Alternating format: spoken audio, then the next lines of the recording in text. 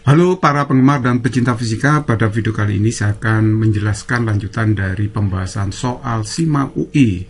Sebuah partikel bermuatan Q dan bermassa M dipercepat dari keadaan diam melalui sebuah beda potensial V besar dan energi kinetik K besar. Energi kinetik dari suatu partikel bermuatan 4Q dan bermassa 3M yang dipercepat dari keadaan diam dengan beda potensial yang sama. Nah, ingat bahwa energi kinetik jika dikaitkan dengan beda potensial pemercepat muatan adalah Q kali delta V. Kalau dihubungkan dengan kecepatan setengah mv kuadrat ya. Jadi karena ini berurusan dengan beda potensial, ini rumusnya ya. EK sama dengan energi potensial listrik. Jadi Q kali delta V. Nah, EK-nya di sini dilambangkan dengan K, muatannya dilambangkan dengan Q besar untuk kasus yang pertama ini. Beda potensialnya dinamakan dengan V. Jadi K sama dengan Q kali V. Saya sebut persamaan yang pertama. Nah, kemudian kalau muatannya diubah menjadi 4Q, muatan 3M, bagaimana energi kinetiknya? Ya kita pakai rumus EK aksen untuk keadaan yang kedua sama dengan Q aksen kali delta V. Nah, Q aksennya itu kan 4Q, 4 kali semula ya. Nah, terus kemudian delta V-nya sama seperti semula, V. Jadi kalau begitu Q kali V ini bisa kita ganti dengan apa? Dengan K besar. Jadi Q kali V diganti K besar sehingga dapatnya EK aksen itu adalah 4K. Jadi kalau gitu jawabannya yang tepat adalah E. Jadi kalau begitu dalam soal ini massa sama sekali tidak berpengaruh ya. Walaupun dilipatkan 3 kali tidak akan mempengaruhi EK karena energi kinetik dari partikel yang dipercepat hanya bergantung pada muatan dan perbedaan potensial. Nomor 2, 3 kapasitor identik dengan kapasitas 3 mikrofarad masing-masing dihubungkan dengan sumber tegangan 12 volt dalam satu rangkaian seperti pada gambar di bawah. Beda potensial antara titik Y dan Z. Titik Y dengan Z. Ini berapa beda potensialnya? Perhatikan untuk pertama kali kita harus melakukan langkah sebagai berikut. 3 mikrofarad, ini kapasitas harus kita paralelkan dulu. Kalau di paralel dijumlahkan ya kapasitor. Itu kebalikan dari resistor. Kalau resistor di paralel rumusnya seper ya. Kalau kapasitor di paralel rumusnya tinggal menjumlahkan aja. Kalau seri baru seper rumusnya. Jadi 3 tambah 3 itu 6 ya. Jadi kapasitas antara titik X dan Y itu adalah 6 mikrofarad, antara Y dan Z di sini 3 mikrofarad. Berarti 6 mikro dengan 3 mikro ini tersusun secara seri. Jadi kita serikan sehingga sepercetot sama dengan 1/6 plus 1/3. Nah, ini 1/3 saya ubah menjadi 2/6, penyebutnya sudah sama, berarti jadi 3/6, cetotannya adalah 2 mikrofarad. Sehingga kita bisa mencari cetotannya, yaitu cetot kali vetot. Cetotnya 2, sedangkan vetotnya 12. 2 kali 12 adalah 24 mikrokulum. Kenapa mikrokulum? Karena cetotannya adalah mikrofarad. Ya, makanya di sini mikrokulum. Nah, oke, terus kemudian kalau kita mencari berapa muatan dalam kapasitor antara titik X dengan Y, ya pasti sama dengan Y dengan Z. Karena seri kan, CXY dengan CYZ itu kan seri. Kalau seri itu muatannya sama ya. Ya sama dengan muatan total tadi yang kita hitung, yaitu 24 mikrokulum. Nah kalau VYZ itu berarti rumusnya kan Q per C ya. Jadi VZ, QYZ per CYZ. QYZ itu sudah tahu 24 mikrokulum. CYZ adalah 3 mikrofarad. Tinggal kita bagi, hasilnya adalah 8 volt. Jadi jawaban yang tepat adalah B. Nomor 3, sebuah partikel bermassa 6 gram diletakkan pada daerah medan listrik arah ke bawah dengan besar 800 Newton per coulomb. Untuk mempertahankan kedudukan partikel, tanda dan besar muatan listrik yang harus diberikan adalah berapa? Kalau G-nya 10 meter per sekon kuadrat. Oke, kalau saya gambarkan seperti ini. Medan listriknya arahnya kan ke bawah katanya soal ya. Nah kalau ini misalkan lantai atau tanah atau plat atau apalah ya, ini harus bermuatan negatif karena medan listrik itu selalu menuju muatan negatif dari positif ke negatif ya. Oke, nah kalau lantainya ini bermuatan negatif, maka muatannya ini harus bermuatan negatif juga supaya tertolak oleh lantai. Jadi min ketemu min kan ditolak. Jadi ada gaya kulum arahnya ke atas. Jangan sampai ini muatannya plus.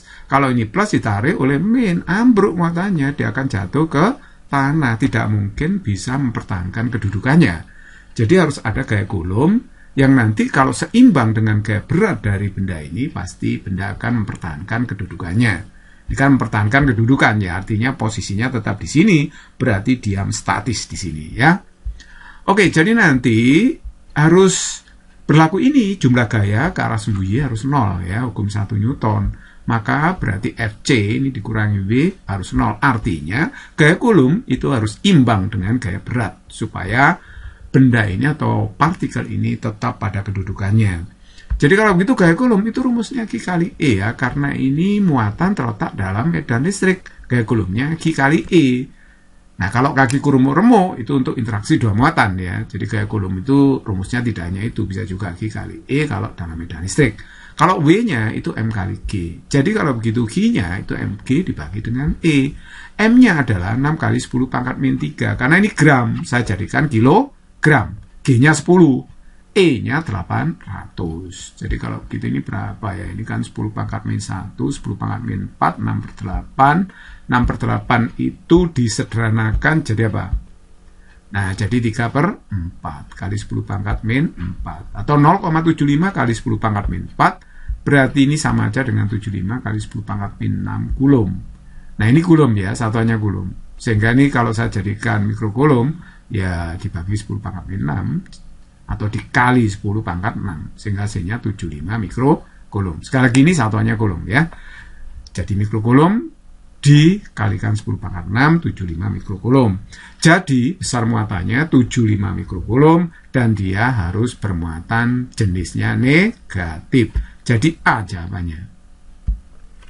Berikut nomor 4, untuk menggerakkan muatan sebesar min 5 kali 10 pangkat min 9 Coulomb dari posisi awal menuju posisi akhir yang potensial listriknya min 40 volt diperlukan usaha sebesar 8 kali 10 pangkat min 7 Joule.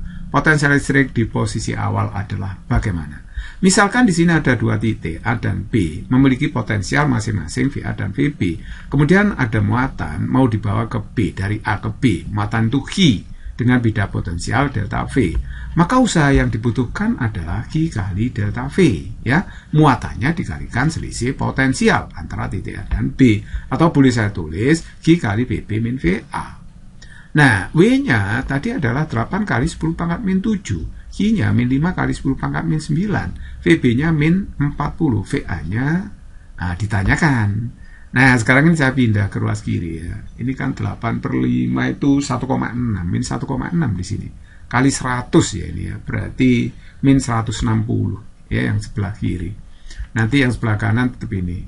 Ya, jadi ini min 1,6 kali 10 pangkat 2. Ini kan min 160, jadi ini min 40 min VA, akhirnya ini VA-nya saya pindah ke ruas kiri, sedangkan min 160 pindah ke ruas kanan, min 40 tambah 160 itu adalah 120. Jadi potensial di titik awal di sini adalah 120. Jadi jawabannya adalah A. Nomor 4, dua bola dengan massa M dan ukuran yang dapat diapaikan masing-masing dihubungkan dengan pegas dengan konstanta gaya K seperti yang tunjukkan gambar. Ketika pegas dalam kondisi setimbang, tidak tegang maupun tidak terkompresi, jarak antara dua bola ini adalah 9 cm. Itu jarak awalnya ya. Ketika tiap bola diberi muatan listrik sebesar plus 9 mikrocoulomb, jarak antara keduanya meningkat menjadi 2 kali semula. Konstanta gaya K sama dengan berapa Newton per meter. Nah, konstanta Coulomb saya simbolkan KC di sini adalah 9 kali 10 pangkat 9 Newton meter kuadrat Coulomb pangkat min 2 dengan asumsi bahwa benda ini terletak di udara atau ruang hampa. Oke, nah kalau saya gambar demikian ya. Jadi awalnya dua bola ini jaraknya 9 cm. Karena ini diberi muatan positif misalkan sama-sama positif. Ya, memang ini positif ya. Positif ketemu positif kan tolak menolak. Jadi kalau begitu bola yang kiri akan menyimpang ke kiri, bola yang kanan akan menyimpang ke kanan karena tolak menolak. Dan jaraknya itu meningkat 2 kali.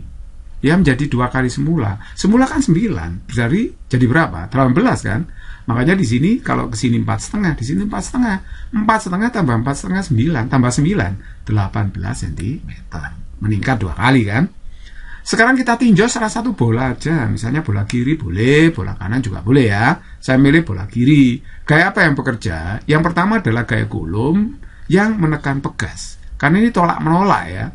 Jadi bola yang bermuatan positif, yang kiri itu akan mendorong pegas ke kiri karena tertolak oleh yang kanan ini. Gaya kulumnya itu ke kiri. Nah, sedangkan gaya pegasnya menahan, berarti dia ke kanan. Jadi, gaya pegas itu selalu melawan kecenderungan gerak bendanya. Karena benda kecenderungan ke kiri, ya berarti gaya pegasnya ke kanan. Mirip-mirip seperti ala gaya gesek ya. Nah, oke, kalau benda ini sudah setimbang, bola ini sudah diam statis, maka nanti tentu saja gaya pegas itu akan sama dengan gaya kulum.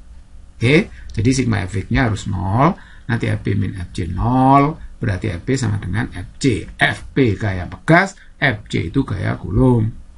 Nah, Fp gaya pegas berdasarkan hukum Hooke itu adalah K kali delta X.